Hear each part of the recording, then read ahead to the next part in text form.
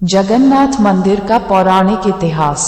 वो जन्म, मृत्यु, जीवन, यौवन, सूर्य, चंद्र, ग्रह, नक्षत्र, इस संसार के जीवन मृत्यु के चक्र में सदा सर्वदा वो ही विद्यमान है, जो है जगत के नाथ प्रभु श्री जगन्नाथ। वह जो सनातन धर्म के सभी देवताओं में सबसे रहस्यमयी है, वह जो दया का सागर है, सारे संसार के सच्चे मित्र हैं, वह जो भगवान ब्रह्मा के सिर पर आभूषण है, सर्वोच्च ब्रह्मा के अभिव्यक्ति हैं, वह जिसका सब कुछ बेहद आकर्षक और रहस्यमयी है, वह अकेले ऐसे है जो अपने भाई बहनों के साथ पूजे जाते हैं।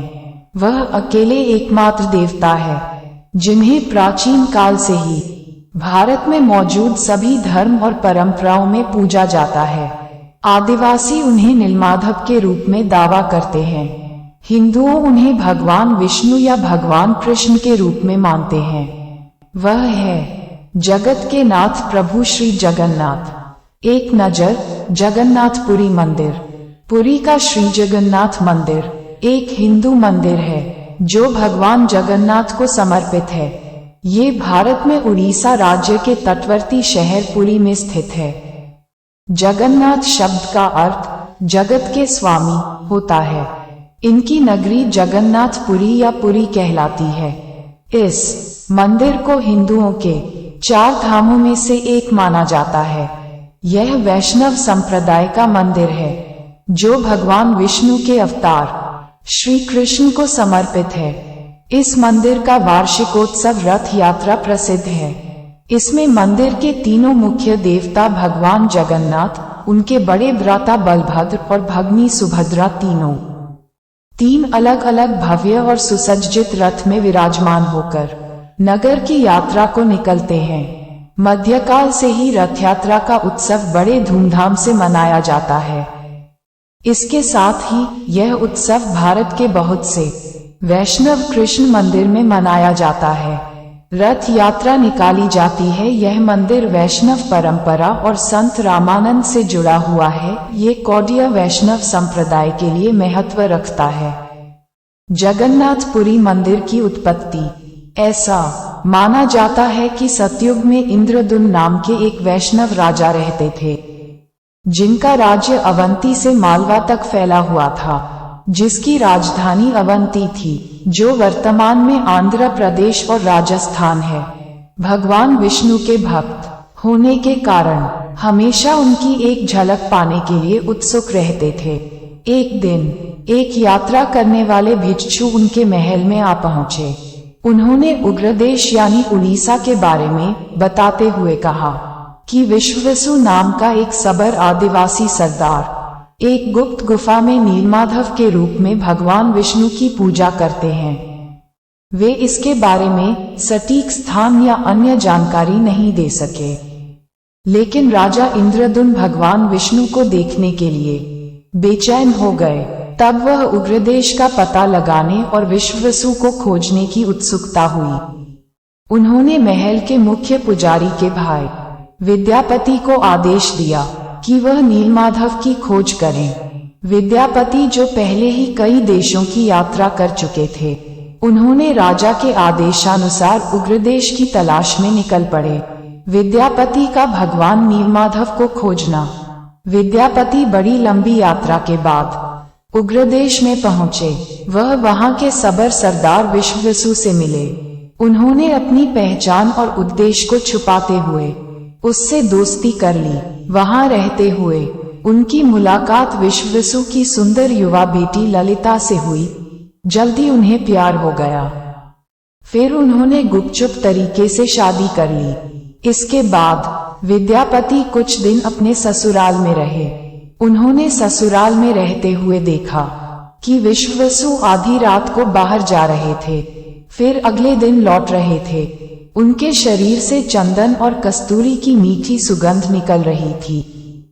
विद्यापति ने जब ललिता से उसके बारे में पूछा तो वह पहले तो टाल गई, लेकिन कुछ देर बाद उसने अपने पिता के निर्देशों के खिलाफ खुलासा किया कि उसके पिता नीलमाधव की पूजा करने के लिए जंगल में एक गुफा में जाते हैं। विद्यापति इसी जानकारी की तलाश में थे। उन्हें ये जानकर बहुत खुशी हुई। वे गुफा का स्थान को जानने के लिए उत्सुक हो गए ताकि वह इसके बारे में राजा इंद्रद्युम्न को बता सके। फिर उन्होंने ललिता से लगातार अनुरोध किया। वे नीलमाधव को दिखाने के लिए गुफा की यात्रा की व्यवस्था करें। विद्यापति को भगवान नीलमाधव के दर्शन। पहले तो ललिता ने ये कहकर मना कर दिया कि यह असंभव है, क्योंकि उसके पिता कभी सहमत नहीं होंगे। हालांकि कुछ झिझक के बाद उसने अपने पिता से इस संबंध में बात की। उनके पिता अपनी बेटी के अनुरोध को मानते हुए अनिच्छा से सहमत हुए। फिर यह निश्चित किया गया कि विद्यापति विश्ववसु के साथ आंखों पर पट्टी बांधकर जाएंगे। नीलमाधव को देखने के बाद उसी तरह वापस लौट आएंगे। चतुर विद्यापति ने इस अवसर का लाभ उठाया। गुप्त गुफा के रास्ते को याद रखने के लिए चुपचाप अपनी लंगोट के कोने पर कुछ सरसों के दाने बांध दिए। जैसे ही वह गुफा के रास्ते आगे बढ़े, वैसे वैसे वह सरसों के दाने गिराते गए। वहां पहुंचकर जब विद्यापति ने नीलमाधव को देखा तो विद्यापति की आंखें खुशी से चमक उठी। उनका लक्ष्य और उद्देश्य पूरा हो गया था। नीलमाधव की आराधना में कुछ समय लगाकर वह लौट गए। कुछ समय बाद ललिता को विदा से विदा लेते हुए जल्दी वापस लौटने का वादा किया। इसके बाद विद्यापति अवंती वापस लौट आए। भगवान नीलमाधव का अंतर्ध्यान होना। अवंती पहुंचकर विद्यापति ने इंद्रद्युम्न को अपने निष्कर्ष बताए, जो उत्सुकता से उनकी प्रतीक्षा कर रहे थे। इंद्रद्युम्न ने कोई समय नहीं गंवाया। फिर हमेशा के लिए भगवान विष्णु की पूजा के उद्देश्य से नीलमाधव को अपने राज्य में लाने का फैसला किया। राजा इंद्रद्युम्न ने अपनी सेना के साथ उग्रदेश पर आक्रमण की आवश्यक तैयारी की। इंद्रद्युम्न ने उग्रदेश पर आक्रमण किया, फिर विश्ववसु को कैद कर लिया। तब विश्ववसु को विद्यापति की चालाकी का पता चला। राजा ने विश्ववसु से नीलमाधव को दिखाने के लिए गुफा में ले जाने को कहा, जिसे विश्ववसु ने साफ इनकार कर दिया। इसी बीच बारिश का मौसम शुरू हो गया था। विद्यापति के द्वारा फेंके गए सरसों के बीज गुफा के रास्ते में पीले फूल दे रहे थे।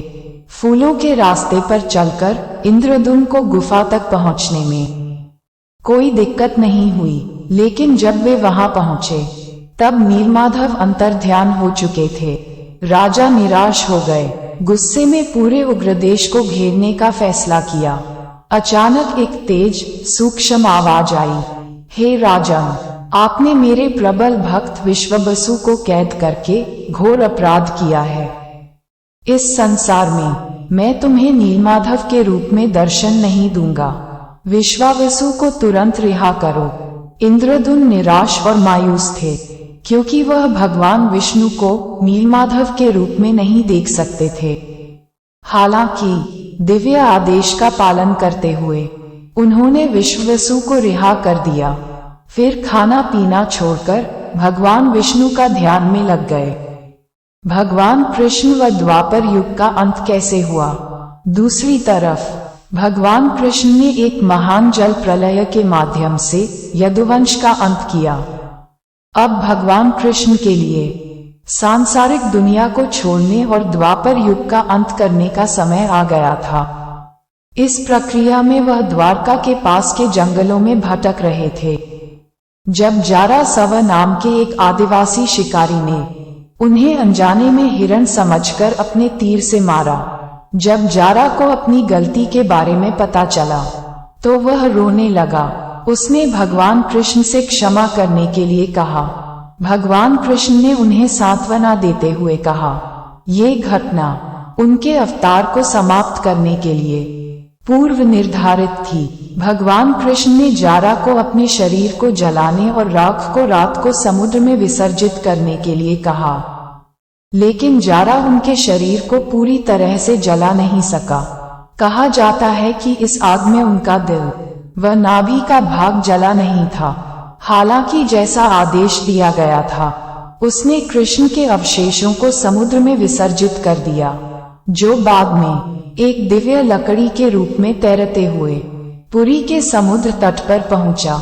राजा इंद्रद्युम्न को श्री कृष्ण के हृदय का मिलना। जब इंद्रद्युम्न ध्यान में थे, तब भगवान विष्णु उनके सपने में प्रकट हुए।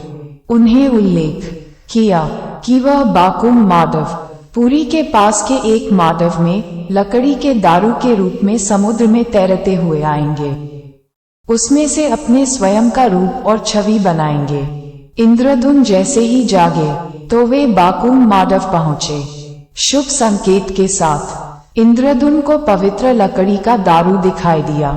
वे उसे विश्ववसु की सहायता से महल के पास एक मंच पर ले आए। भगवान विष्णु की मूर्ति को तराशने के लिए कई अनुभवी बढ़ाए और मूर्ति को लगाया गया, लेकिन कोई भी भगवान विष्णु की छवि को तराश नहीं पाया। राजा इंद्रद्युम्न चिंतित थे कि कैसे भगवान विष्णु को आकार दिया जाए। भगवान विश्वकर्मा ने तराशा भगवान जगन्नाथ का विग्रह। राजा इंद्रद्युम्न की चिंता के समय ही एक बूढ़ा व्यक्ति महल में आया, जिसने अपने आप को अनंत महाराणा बताया, जिसे दिव्य बड़ाई विश्वकर्मा माना जाता है।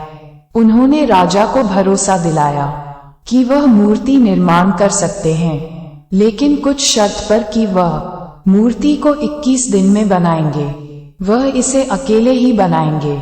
जब तक वह अपना काम पूरा नहीं कर लेते, तब तक उन्हें कोई भी परेशान नहीं करेगा, न ही कोई महल के अंदर प्रवेश करेगा। राजा इंद्रद्युम्न ने उसकी शर्त मान ली। फिर उस बूढ़े ने महल का दरवाजा बंद करते हुए काम करना शुरू कर दिया। लोगों को सिर्फ हथौड़ी छेनी की आवाजें सुनाई देती थी। इस तरह 2 हफ्ते बीत गए। फिर उन्हें एक दिन कुछ भी सुनाई नहीं दिया। रानी गुंडिचा उत्सुक और बेचैन हो गई। उन्होंने सोचा कि बूढ़ा आदमी बिना भोजन और पानी के भूख प्यास से मर गया होगा। रानी ने इंद्रद्युम्न से उस बूढ़े व्यक्ति को बचाने का आग्रह किया। इंद्रद्युम्न ने अपनी इच्छा के विपरीत दरवाजा तोड़ दिया। जब राजा ने अंदर प्रवेश किया, तो देखा कि बूढ़ा कारीगर गायब हो गया था, जो अपने पीछे आधी बनी 3 मूर्तियां छोड़ गया है। इंद्रद्युम्न ने वादा तोड़ने के अपने कृत्य के लिए पश्चाताप किया। फिर अपने जीवन को समाप्त करने के बारे में सोचा। तभी एक सूक्ष्म आवाज ने घोषणा की, हे राजन, आपने अपना वादा तोड़ दिया है। समय से पहले दरवाजा खोल दिया है। अफसोस न करें, अब मैं स्वयं को इसी रूप में भक्तों के सामने प्रकट करूंगा। मेरी यथाविधि स्थापना करो और पूजा करना शुरू करो। नीलाचल पर्वत पर भव्य मंदिर का निर्माण।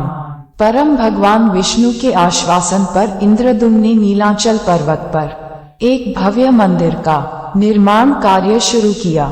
मंदिर के अभिषेक और जगन्नाथ जी की स्थापना के लिए वह अपनी रानी गुंडिचा के साथ ब्रह्मलोक गए। उन्होंने भगवान ब्रह्मा को आमंत्रित किया। जब इंद्रदेव और गुंडिचा ब्रह्मलोक पहुंचे, तो भगवान ब्रह्मा गहरे ध्यान में थे। ऐसा कहा जाता है कि ब्रह्मलोक में एक दिन मृत्युलोक के 1 युग यानी मिलियन वर्ष के बराबर होता है। उन्होंने तब तक प्रतीक्षा की जब तक भगवान ब्रह्मा ने अपना ध्यान समाप्त नहीं किया। फिर उन्होंने भगवान ब्रह्मा से मंदिर को पवित्र करने और जगन्नाथ की स्थापना करने का अनुरोध किया। भगवान ब्रह्मा ने निमंत्रण स्वीकार किया। वे उनके साथ नीलाचल गए। जब वह लौटे, तब तक 1 युग बीत चुका था। इस लंबी अवधि के दौरान इंद्रद्युम्न के द्वारा निर्मित मंदिर रेत से ढका हुआ था। एक नया पौराणिक राजा काला माधव उसके राज्य पर शासन कर रहे थे। एक दिन जब काला माधव अपने घोड़े पर यात्रा कर रहे थे, तब घोड़े का खुर मंदिर के शिखर से टकरा गया। उसने उस जगह की खुदाई करवाई, फिर मंदिर का पुनरुद्धार किया। दूसरी तरफ जब इंद्रद्युम्न भगवान ब्रह्मा के साथ वापस लौटे, तब उन्होंने काला माधव को अपने राज्य पर शासन करते और मंदिर के मालिक के रूप में दावा करते हुए पाया। उनके बीच विवाद हो गया। उन्होंने भगवान ब्रह्मा से मध्यस्थता करने का आग्रह किया। भगवान ब्रह्मा के पूछताछ पर ये स्पष्ट हुआ कि इंद्रद्युम्न ने वास्तव में मंदिर का निर्माण किया था, लेकिन काला माधव ने इसे बचाया था। भगवान ब्रह्मा ने तब अभिषेक के अनुष्ठान को आगे बढ़ाया। इंद्रद्युम्न की भक्ति, उनकी पूजा व महान मंदिर के निर्माण से भगवान विष्णु बहुत प्रसन्न हुए। भगवान जगन्नाथ यात्रा का महत्व व कारण। भगवान विष्णु ने राजा इंद्रद्युम्न से किसी भी वरदान को मांगने के लिए कहा। इस पर महान भक्तों इंद्रद्युम्न ने कहा, यदि आप वास्तव में मुझ पर प्रसन्न हैं, तो मुझे यह वरदान दे कि मैं निर्गुण हो जाऊं, ताकि कोई भी शरीर ये दावा न कर सके। आपके मंदिर को उनके पूर्वजों द्वारा बनाया गया था। यदि भविष्य में आपका मंदिर या आपकी मूर्ति क्षतिग्रस्त या नष्ट हो जाए, तो भी आप यहाँ रहेंगे, इस स्थान को नहीं छोड़ेंगे। राजा की प्रार्थना के अनुसार भगवान विष्णु ने उन्हें वरदान दिया, लेकिन रानी गुंडिचा निर्गुण होने की बात को सहन नहीं कर सकी, क्योंकि कोई भी महिला निर्विकार नहीं रहना चाहेगी।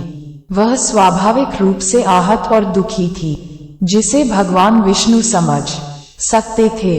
भगवान विष्णु ने उन्हें ये कहते हुए सांत्वना दी कि वह उनके घर में पैदा हुए हैं, वे उनके बेटे समान हैं, वह उनकी माँ समान है, वे उन्हें कभी मना नहीं कर सकते। हर साल रथ यात्रा के दौरान 9 दिन तक उनके पास आकर रुकते थे, उनके द्वारा बनाए गए स्वादिष्ट भोजन को खाते थे।